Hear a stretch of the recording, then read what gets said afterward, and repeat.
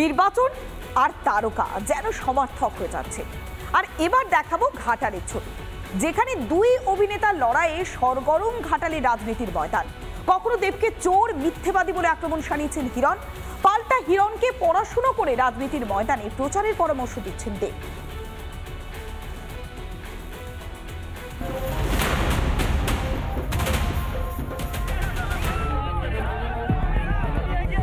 দেব চোর, হিরণ মূর্খ, দুই তারকার বাগযুদ্ধে রীতিমতো তপ্ত ঘাটালের মাটি। এরই মধ্যে এবার রিপাবলিক বাংলার মুখোমুখি হয়ে বিস্ফোরক অভিযোগ ঘাটালের বিদায়ী সাংসদের।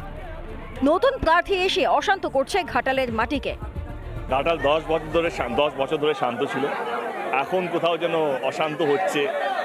প্রার্থী যারা নতুন এসছে তারা যেভাবে দূষিত করছে তাদের কথাবার্তা দিয়ে, তো আমার মনে হয় ঘাটাল লোকসভা কেন্দ্রের মানুষ সবাই জানে। ঘাটালে বিজেপি কর্মীর মৃত্যু নিয়ে রিপাবলিক বাংলার মুখোমুখি হয়ে অকপট দেব। মৃত্যু নিয়ে রাজনীতি হচ্ছে বলে দাবি অভিনেতা দেবের।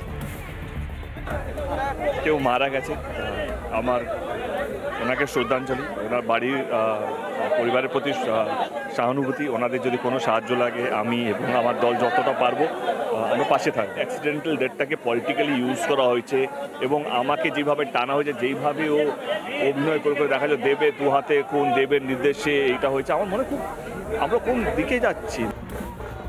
পাল্টা দেবকেও মৃত্যু নিয়ে রাজনীতি না করার আবেদন হিরণের। আপনি পুলিশের করা পোস্টমর্টম রিপোর্টটাকে আপনি হ্যাঁ বলছেন, সাপোর্ট করছেন, লজ্জা করে না? আমার ভাই শহীদ শান্তনু ঘড়িয়ার মৃত্যু নিয়ে আপনি মিথ্যে বলবেন না। কেন্দ্রীয় স্কুল নিয়েও রিপাবলিক বাংলার সামনে মুখ খোলেন তৃণমূল প্রার্থী দেব।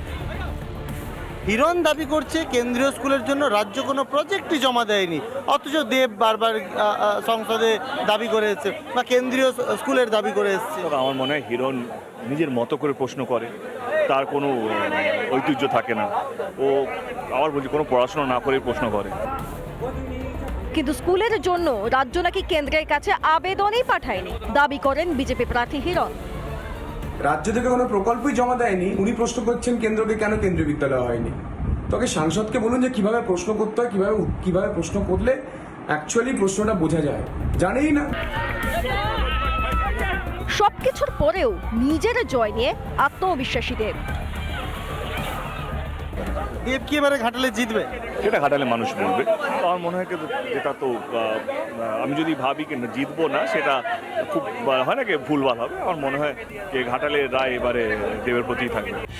দেবকে শেষ 10 বছরে পাশে না পেয়ে তারকা সাংসদের প্রতি স্থানীয়রা আতঙ্কিত বলে জানান হিরণ। যেখানে গেছি মানুষের একটাই কথা যে ওনাকে কখনো দেখা যায়নি। ভদ্রলোক বলছে যে দেব তো এখানে জিতেছিল, তারপর তাকে দেখা যায়নি, আপনি থাকবেন তো? মানে মানুষের মধ্যে আতঙ্ক তৈরি হয়ে গেছে দেবকে নিয়ে। একই সঙ্গে দেবকে চোর বলে কটাক্ষ করতেও ছাড়েননি হিরণ। আপনি চোরকে পুলিশ প্রশ্ন করে যে আপনি চুরি করেছেন, আপনি বলবেন হ্যাঁ আমি চুরি করেছি, যে ডকুমেন্ট প্রমাণ দিচ্ছে, যদি দম থাকে সেই ডকুমেন্টগুলো আপনি চ্যালেঞ্জ করুন। আক্রমণ পাল্টা আক্রমণ, এইসবের পালা তো চলবেই, কিন্তু শেষ হাসি কে হাসবে তা সময়ের অপেক্ষা মাত্র। এর প্রভাব লোকসভা নির্বাচনে কতটা পড়ে বা দেব লোকসভা নির্বাচনে ঘাটাল কেন্দ্র থেকে কতটা বেনিফিট তুলতে পারে সেদিকে গ্রাউন্ড জিরো থেকে নজর রাখবো আমরা। ক্যামেরা পার্সন মৃন্ময়ের সঙ্গে সুদীপ্ত, রিপাবলিক বাংলা। ঘাটালে দেবের প্রচারে হঠাৎই ছন্দপতন। দেবকে ঘিরে স্থায়ী সেতুর দাবিতে প্লাগার্ড হাতে বিক্ষোভ স্থানীয় বাসিন্দাদের। এমনকি মহিলারা দেবের হাত ধরে শিলাবতী নদীর ওপরে থাকা বাঁশের সাঁকো কংক্রিটের করে দেওয়ার দাবি জানান। বীরসিংহ ডেভেলপমেন্ট অথরিটির মিটিংয়ে এটা নিয়ে আলোচনা হবে এমনটাও আশ্বাস দিয়েছেন অভিনেতা দেব। তিনি প্রচারের ময়দানে বেরিয়েছেন, তখনই সেখানকার মহিলারা ঠিক এইভাবে হাত ধরে তাকে অনুরোধ করেন যে এই বাঁশের সাঁকো অবিলম্বে কংক্রিটের করে দেওয়া হোক।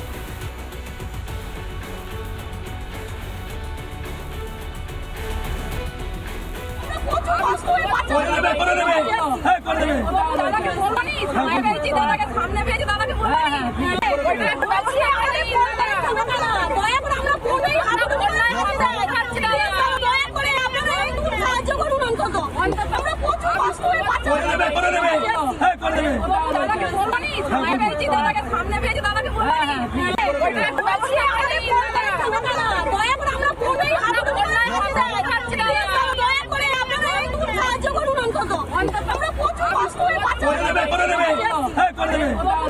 বন্যার সময় ভয়ঙ্কর রূপ ধারণ করে এবং তখন যাতায়াতের খুব অসুবিধা হয়। ঘাটাল হাসপাতালে কোনো রুগী পাঠাতে হলে আমাদের এই যে সংকীর্ণ রাস্তা দিয়ে হট করে অ্যাম্বুলেন্স ঢুকে না।